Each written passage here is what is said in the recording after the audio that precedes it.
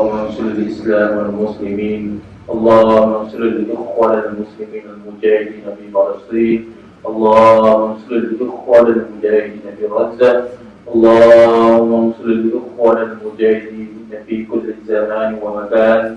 اللهم يا منزل الكتاب ويا مجري السحاب ويا هازم الأحزاب اهزمهم وانصرنا عليهم. ربنا آتنا في الدنيا حسنة وفي الآخرة حسنة وقنا عذاب النار. وصلى الله على سيدنا محمد وعلى آله وصحبه وسلم والحمد لله رب العالمين.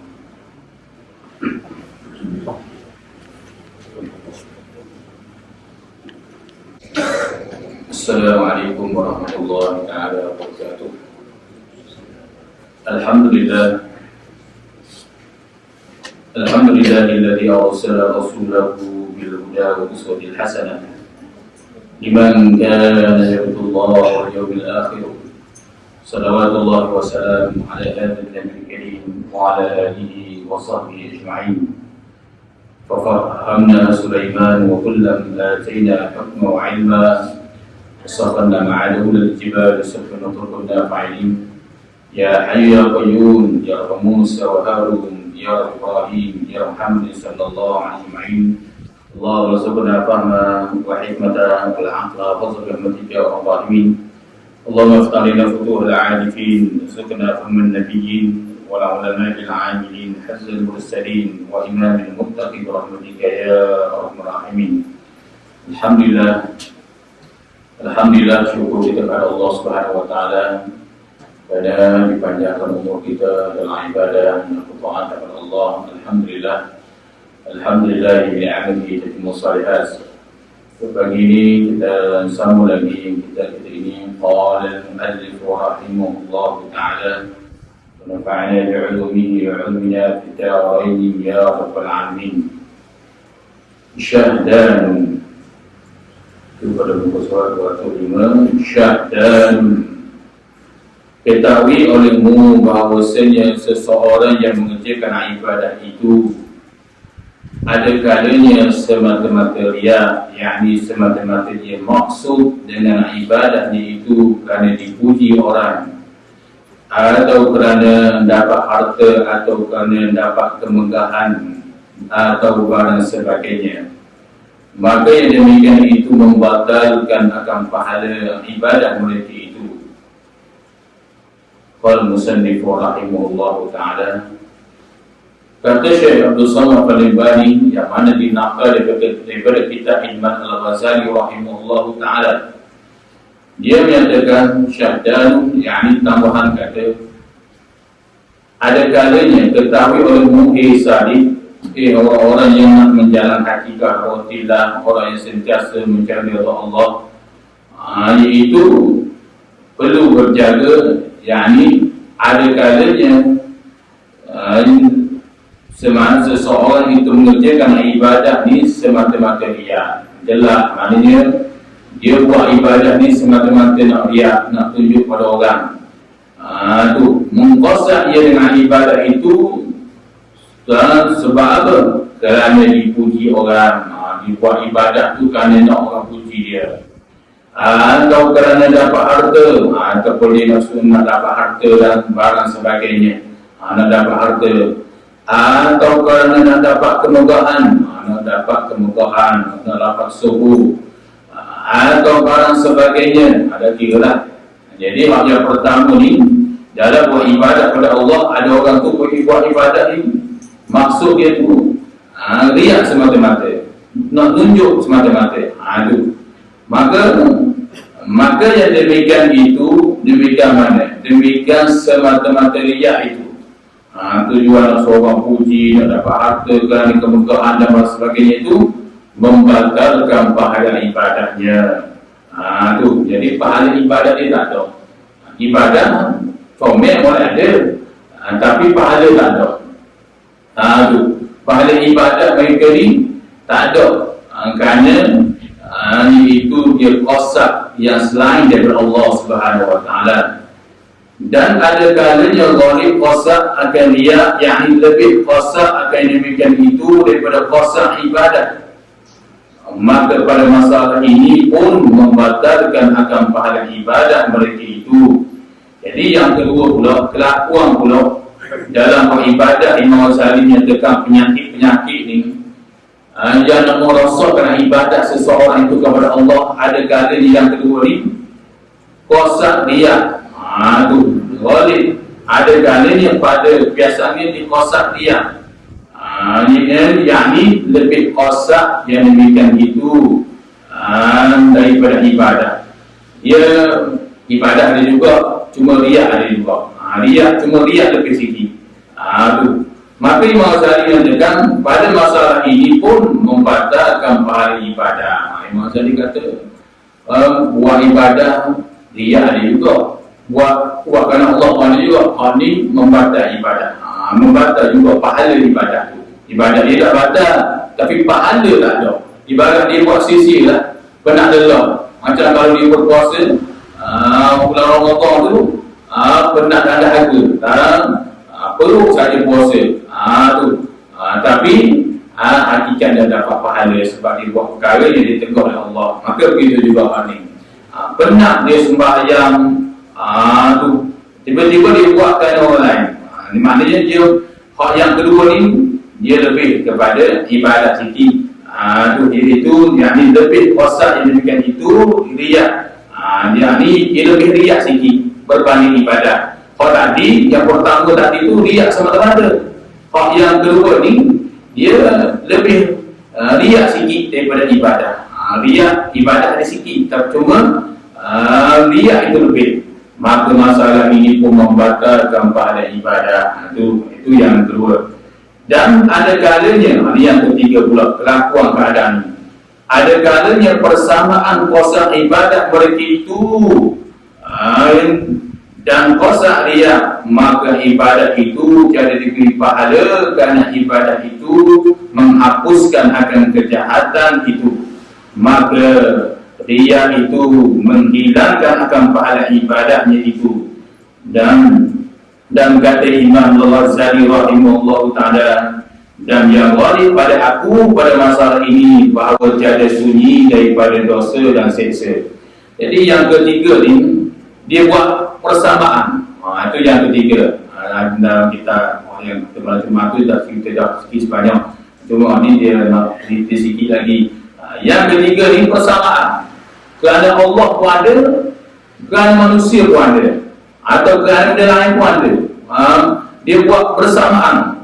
Kosak tu buat tujuan apa ibadah tu. Maka Imam Ghazali menyatakan maka ibadah itu tidak diberi pahala. Tidak diberi pahala juga kata Imam Ghazali. Kerana ibadah itu menghapuskan kejahatan. Sedangkan Imam Ghazali sebab aku dah dapat pahala juga, dia ibadah itu menghapuskan kejahatan. Ibadah tu yang telah kita sebut dah sebelum ni, apa itu ibadah? Ibadah ialah ismun jami'un likulli ma yuhibbullah wa yardah min qawlin wa fi'lin zahiran wa batinan.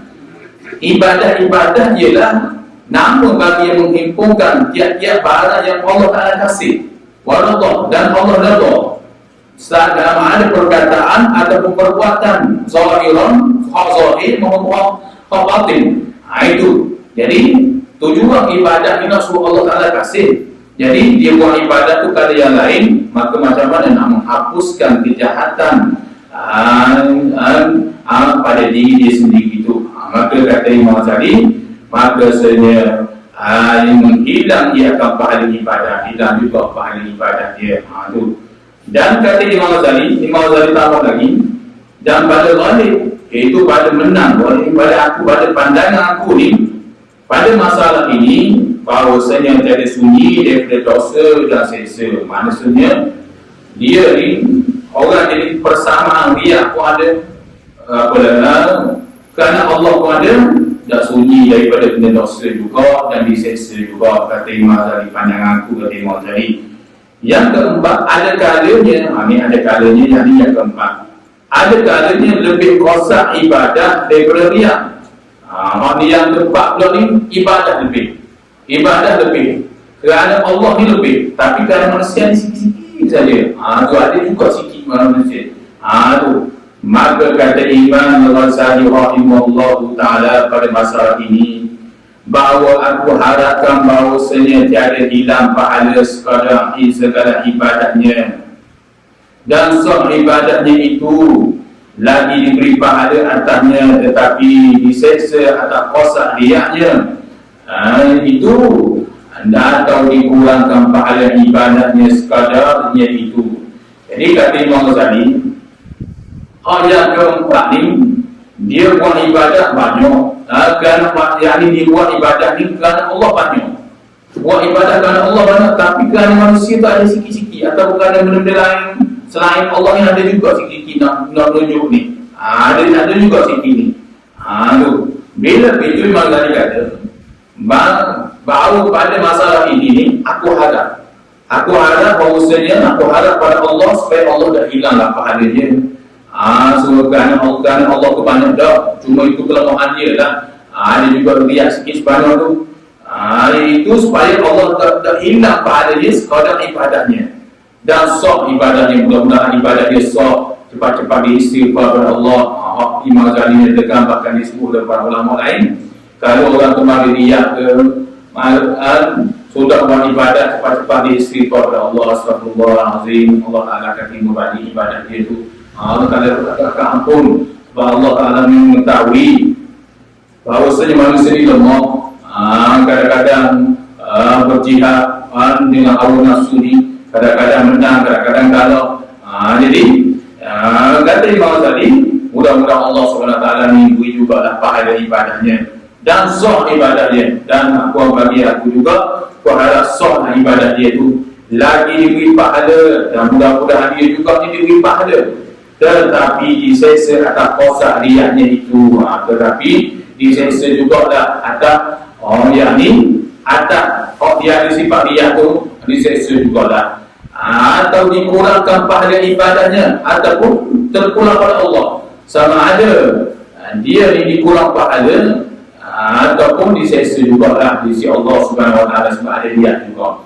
Jadi sebab itulah pada pandangan para ulama, iaitu mu'tabar bagi Imam Ghazali ialah dalam kitab-kitab lain, Ihya Ulumuddin dan sebagainya, dia mengatakan bahawasanya afdal bila buat ibadah itu mestilah kerana Allah Subhanahu Wa Taala, mestilah ikhlas kepada Allah dalam mengerjakan ibadah kepada Allah, sebab kita akan mempersembahkan iaitu ibadah itu untuk Allah Subhanahu Wa Taala dan untuk mencari Allah. Allah sajalah yang dapat menolong seseorang di dunia maupun di akhirat, lebih lagi di alam barzakh. Maka dengan ikhlas buat ibadah itu, pertolongan Allah itu sangat dekat berbanding dengan buat ibadah yang lain juga. Itu di antaranya disebut oleh para ulama berkaitan dengan kata Imam Al-Ghazali rahimahullah ta'ala. Qala musannif rahimahullah ta'ala, nafa'ana bi'ulumihi wa 'allamna fid darain. Kata Imam Al-Ghazali rahimahullah ta'ala, wa akhbaru fil hasad wal kibr riyad wal 'ujub al kathiratun wa yakfika fiha hadithun wahidun jami'un faqad rawa Ibnu Mubarak بإسناده عن رجل أنه قال لمعاذ بن جبل رضي الله عنه يا معاذ حدثني حديثا سمعته من رسول الله صلى الله عليه وسلم. Kata Imam Ghazali, artinya bermula buah hadis pada menyatakan hasad dan kibir dan riya dan ujub itu amat banyak. Maka dah memadailah engkau di dalam hadis yang satu yang berhimpun di dalamnya itu segala yang demikian itu. Maka sungguh telah diceritakan oleh Ibnu Mubarak akan hadis yang diisnadnya dari seorang laki-laki bahawasanya ia berkata kepada Muaz, ya Muaz, cerita olehmu akan jatuh hadis yang engkau dengar daripada Rasulullah sallallahu alaihi wasallam. Jadi Imam Ghazali nakal dalam kitab ni hadis ni yang cukup panjang, yang mana wa akhbaru fil hadis, iaitu Imam Ghazali menyatakan beberapa perkhabaran hadis, beberapa hadis yang menyatakan hasad, sifat sombong, sifat nak menunjuk-nunjuk dan merasa hairan diri ini, amat banyak. Yang mana hadis-hadis Nabi SAW yang menceritakan dari buruknya, kejinya hasad, kejinya sombong, kejinya riya dan ujub itu banyak. Dan memadailah engkau dalam hadis ini dengan satu perhimpunan. Maknanya kalau ada satu himpunan, satu hadis saja yang menunjukkan supaya menjauhi sifat ini, sifat hasad, sifat kibir, sombong, riya, ujub, ini semua ni memadai dalam kau jaga-jaga dan memerlukan kepada banyak hadis. Memadai satu hadis saja Rasulullah larang supaya jangan ada sifat-sifat yang tidak baik dan diri memadai dalam. Kata Imam Ghazali rahimahullah ta'ala, maka sungguh telah bercerita Ibnu Mubarak, kata Imam Ghazali, sesungguhnya telah cerita itu Ibnu Mubarak, Abdullah Ibnu Mubarak. Imam Ghazali nakal dalam kitab dia satu hadis yang mana Abdullah Ibnu Mubarak iaitu seorang ulama hadis yang hebat sebelum daripada Imam Syafi'i yang hebat. Dia ni seorang yang alim dalam hadis dan fiqh. Dia ni menceritakan dalam isnadnya yang mana daripada seorang laki-laki, dia berkata kepada Muaz bin Jabal. Muaz bin Jabal ni sahabat Nabi SAW yang menceritakan wahai Muaz, yang mana dalam cerita hadis itu kata Abdullah Ibnu Mubarak, seorang laki-laki ini dia mari bertemu dengan Muaz bin Jabal. Dia kata, Muaz, cerita olehmu, kamu kabarkan kepada aku, kamu dengar daripada Rasulullah SAW sesuatu hadis Nabi SAW ni. Itu seorang laki-laki zaman Rasulullah yang mana dia mari jumpa Muaz bin Jabal. Tu Muaz bin Jabal orang Ansar, dia hebat orang Ansar. Dia ni orang Muaz, dia orang handsome dan juga dia ni cudi Muaz bin Jabal ni. Tu sebab tu Rasulullah hantar dia di Yaman. Rasulullah hantar dia tu berdakwah di Yaman. Tu Muaz ni dia tergolong dalam golongan as-sabiqun al-awwalun. Tu Muaz bin Jabal, salah seorang sahabat Nabi. Dia ni termasuk dalam golongan as-sabiqun al-awwalun yang Allah Taala sebut dalam Al-Quran surah At-Taubah tu. As-sabiqun al-awwalun, iaitu golongan yang pertama masuk Islam. Masuk Islam, golongan pertama masuk Islam tak sama dengan suasana orang kafir masuk Islam zaman sekarang. Berbeza. Orang itu masuk Islam zaman Rasulullah susah.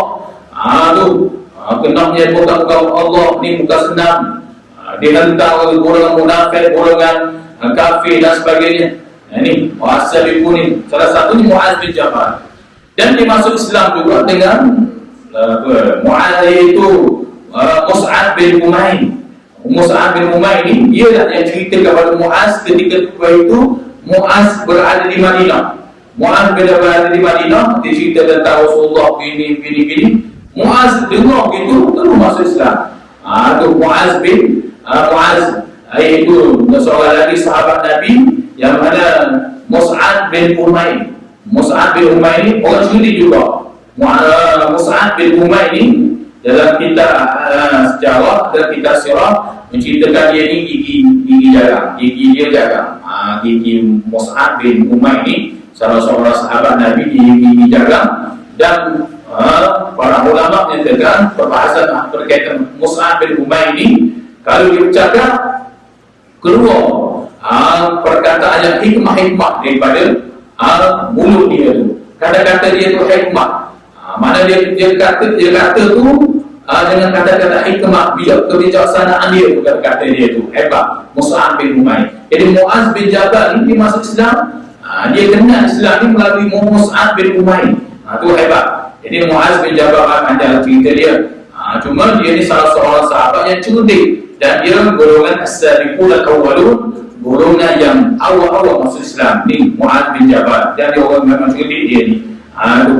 Dan apa? Pada zaman Rasulullah, seorang lelaki tu mari ketemu Rasulullah, mari ketemu Mu'az. Dia tahu Mu'az ni baik dengan Rasulullah. Dia tanya Rasulullah. Dia kata, wahai Mu'az, cerita kau pada aku tentang sesuatu hadis yang kau dengar dalam hadis Nabi SAW. Engkau kan baik dengan Rasulullah, cerita kepada aku sesuatu hadis berkaitan dengan iaitu hadis Nabi SAW ini.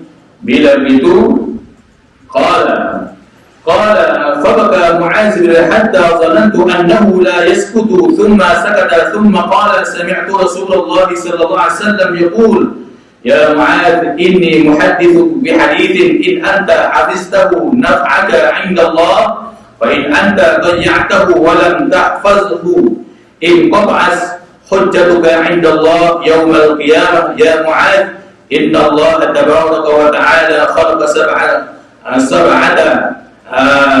amlakin. Kalau aflakin itu tukar pada amlakin. Sab'atu amlakin qabla an yakhluqa as-samawati wal ard faja'ala li kulli sama'in min sab'i malakatin mawwaqan 'alayha. Jadi bila itu seorang laki-laki ini dia tanya kepada Muaz. Kata seorang laki-laki itu kata seorang laki-laki itu menangis Muaz hingga aku sangka bahawa ia tiada diam. Kata seorang laki-laki ini maka ia diam. Maka berkata Muaz, telah aku dengar Rasulullah SAW bersabda bagiku, hei Muaz, bahawasanya aku telah cerita akan engkau dengan satu hadis. Jika engkau pelihara dia, nescaya memberi manfaat ia akan dikau.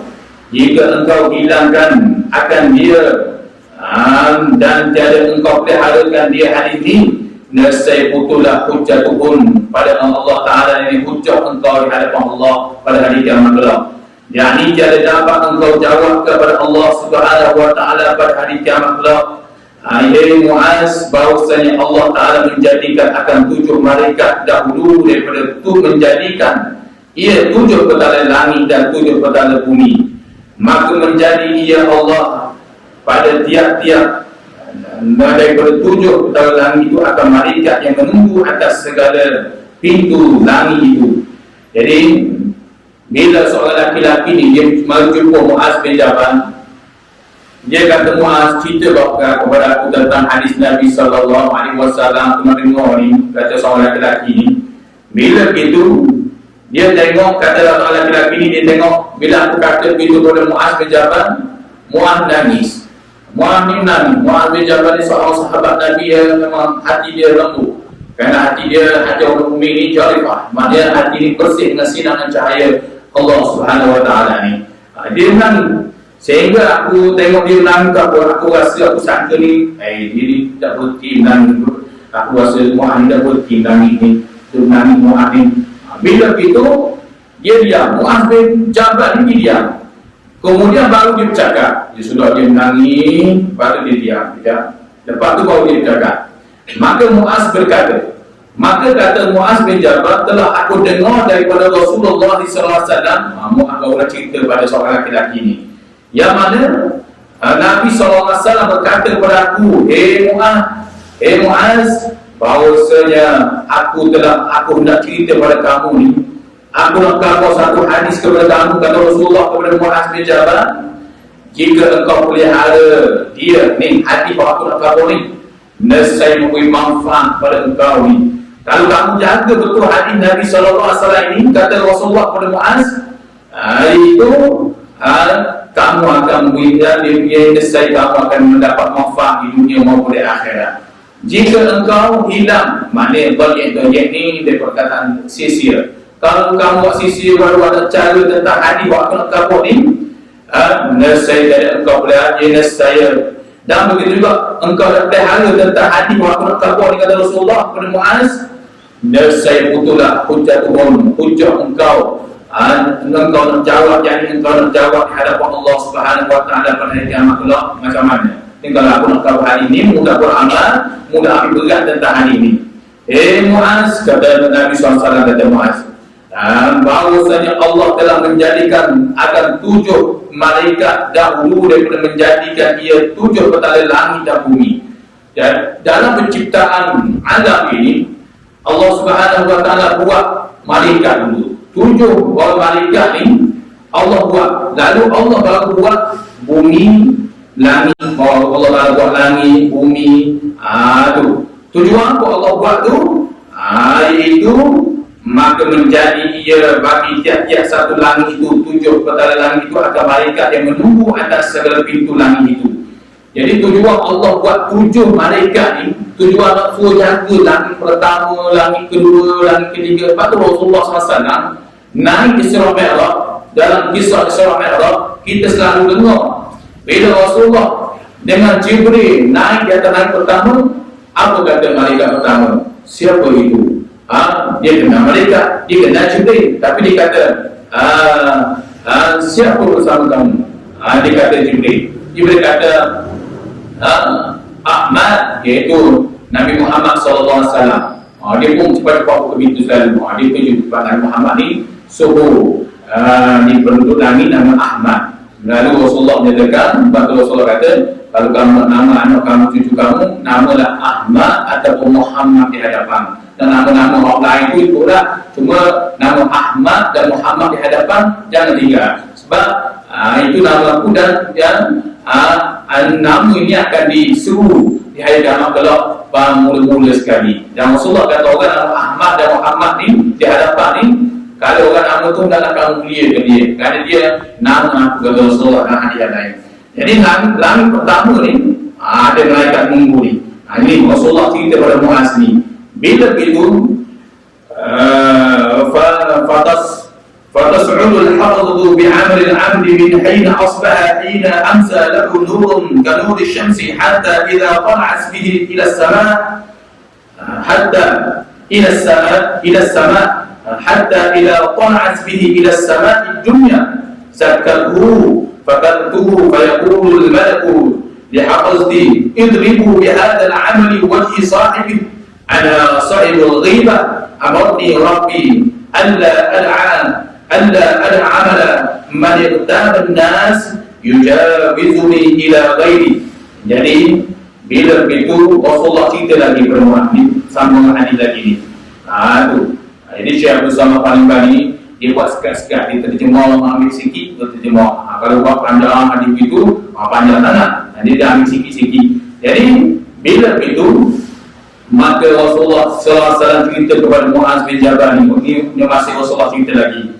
Maka menaik malaikat yang memelihara amal-amal Allah daripada pagi hingga petang bagi amal itu bercahayalah seperti cahaya matahari hingga apabila menaik ia dengan segala amal kepada langit yang pertama, maka telah menyucikan ia akan amalan itu, maka membanyak ia akan dia, maka mengantar malaikat yang menunggu pintu langit itu, yakni langit pertama itu. Bagi malaikat yang melihara amal itu, pukul olehmu, pandu olehmu dengan amal ini iaitu akan muka orang yang mempunyai amal ini. Bermula akulah yang mempunyai ghibah, yakni akulah yang mengetahui orang ini mempunyai ghibah, iaitu orang ini mengumpat akan orang, padahal menyuruh akan daku oleh Tuhanku, yakni Allah, bahawa tiada daku tinggalkan akan amal seorang yang mengumpat akan manusia, melalui ia akan daku kepada yang lain daripada aku. Jadi bila malaikat, kata Rasulullah SAW cerita pada Muaz bin Jabal, bila Allah Subhanahu Wa Taala menaik malaikat yang memelihara amal, bila kita buat ibadat ni siang dan malam ni, setiap kebaikan kita buat, sama ada ibadat lisan, lidah kita ni, perbuatan kita ni, malaikat yang bawa amal kita ni ada, dan dia akan buat naik di antara ni, buat naik bercahaya.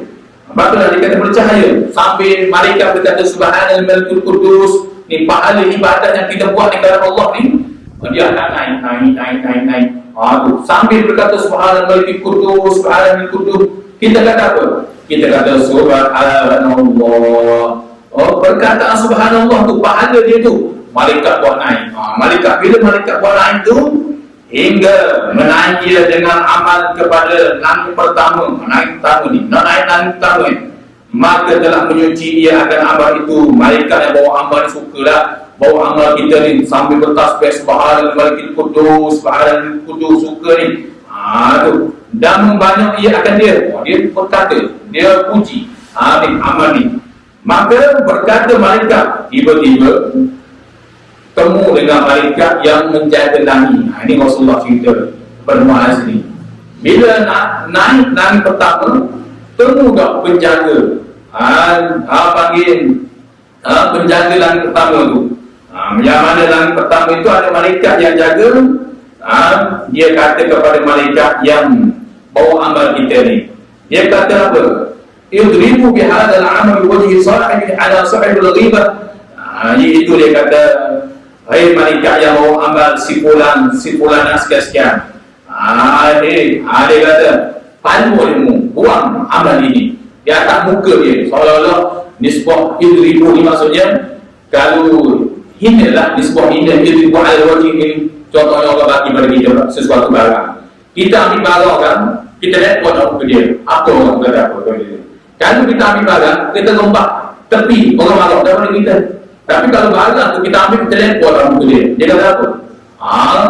Bocor situ dah silap ibu dah. Mana dia marahnya. Situ orang marah dah. Jadi nisbah amal seorang tu bila dibuat ibadah comel dah. Tapi bila jumpa langit pertama ni, malaikat yang jaga langit pertama ni, dia kata tunggu dulu. Hai malaikat yang bawa amal si fulan dan sekejap, tunggu sekejap. Dia tahan sekejap.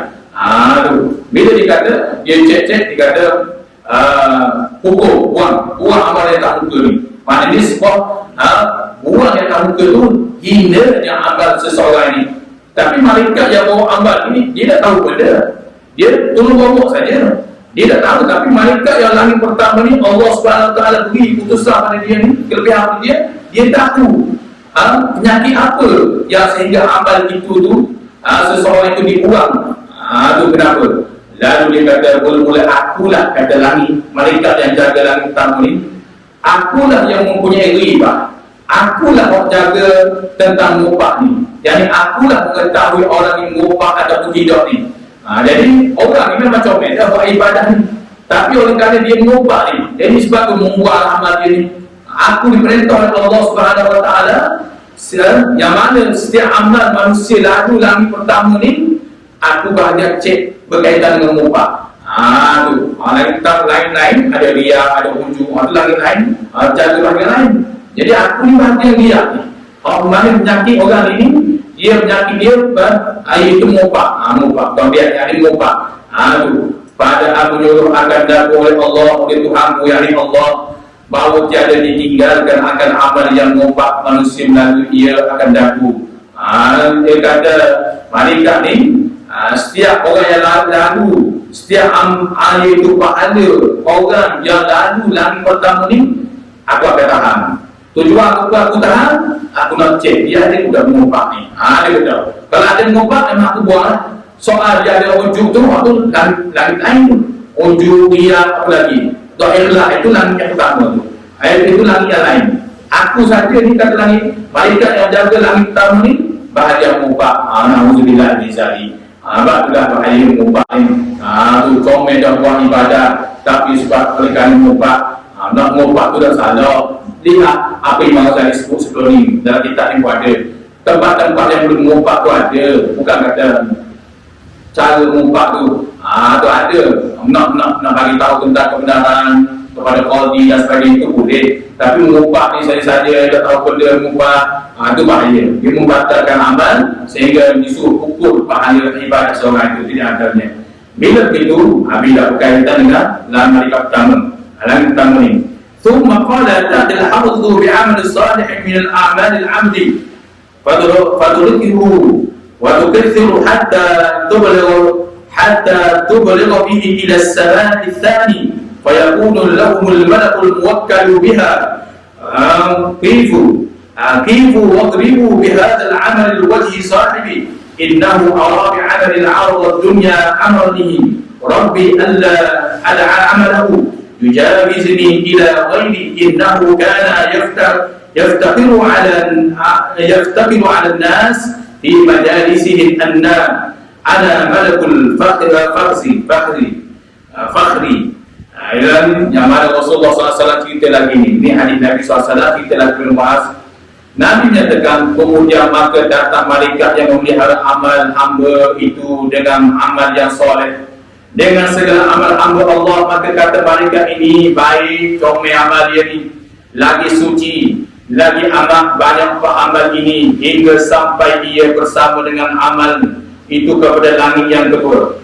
Maka berkata bagi mereka itu oleh malaikat yang menunggu pintu langit yang kedua, berhenti kamu, palu olehmu dengan amal ini akan muka orang yang mempunyai amal ini, bahawasanya ia seorang ini berkehendak dengan amal itu faedah dunia, padahal ia menyuruh akan daku oleh Allah, oleh Tuhanku yakni Allah, bahawa tiada aku tinggalkan amalku melalui akan daku ini kepada yang lain daripada aku, kerana bahawasanya ia adalah bermegah-megah dengan amal itu atas manusia daripada majlis mereka itu. Jadi Rasulullah SAW kita lagi yang mana bila itu maka datang pula malaikat yang melihara amal ni.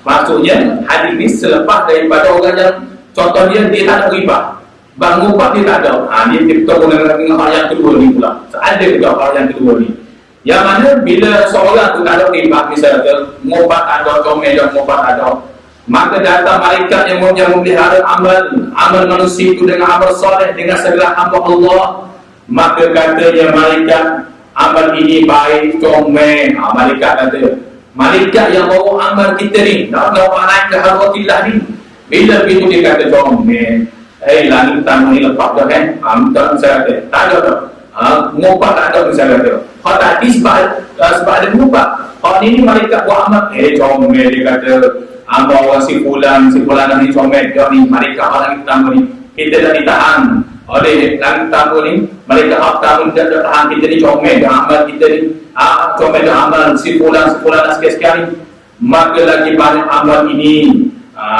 hingga sampai ia bersama dengan malaikat. Lalu banyak ni dipuji malaikat langit, malaikat yang amal comel, dia kata comel amal ni seorang ni, ni langit tamu ni lepas ni, tadi si fulan sekian dah lepas, langit tamu ni comel dah ni, di tasbih subhanallah kudus, subhanallah kudus. Bila begitu sehingga dia bersama, dia bertemu dengan kepada langit yang kedua. Bila nak masuk langit kedua dah ni, mana amal seseorang yang percaya ni, comel percaya ni, nak masuk langit kedua, berkata bagi mereka itu, bila begitu berkata bagi mereka itu, yakni malaikat yang bawa amal itu kepada langit, iaitu berkata mereka itu, malaikat yang jaga pintu langit itu, oleh malaikat yang menunggu, ataupun berkata mereka itu pada pengibadah. Misalnya bahasa Arab pengibadah, yakni domain mereka itu ada tepi dah dia, tepi dah, maknanya bagi mereka itu yang oleh malaikat yang menunggu pintu langit yang kedua tu.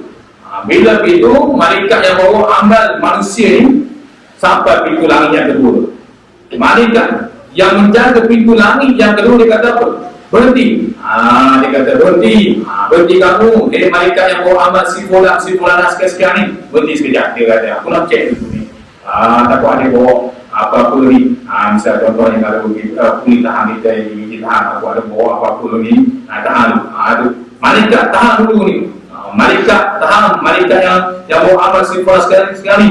Bila begitu dia kata palu olehmu, buang amal si fulan sekian ni. Comel dah, langit pertama dah lepas dah, tapi langit kedua ni dah lepas. Rupa-rupanya kamu palu amal mereka itu di atas muka mereka. Yang punya amal ini sebab apa? Kerana bahawasanya ia berkehendak dengan amal itu faedah dunia. Bahawasanya sebab apa jadi begini?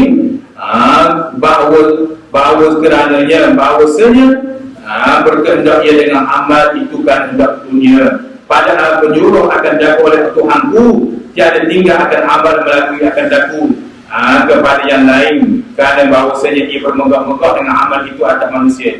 Jadi langit yang pertama, yang langit yang kedua ni dia jaga bahagian, iaitu orang yang buat ibadat ni kerana dunia, bukan kerana Allah. Dia buat untuk nak faedah dunia, bukan nak faedah untuk akhirat, untuk Allah, bukan. Dia buat sesuatu ibadah tu kerana nilai, bukan kerana Allah, untuk faedah dunia. Maka malaikat yang langit kedua ni lah, dia akan jaga. Dia jaga amal manusia yang ada penyakit, buat ibadah kerana bermegah-megah di atas manusia, maka dilepor. Itu di antaranya disebut oleh Rasulullah sallallahu alaihi wasallam. Ini baru orang panggil langit pertama tentang riba, tentang mubah. Langit kedua tentang orang buat ibadah bermegah-megah bukan kerana Allah. Maka tentulah dia akan dibuang.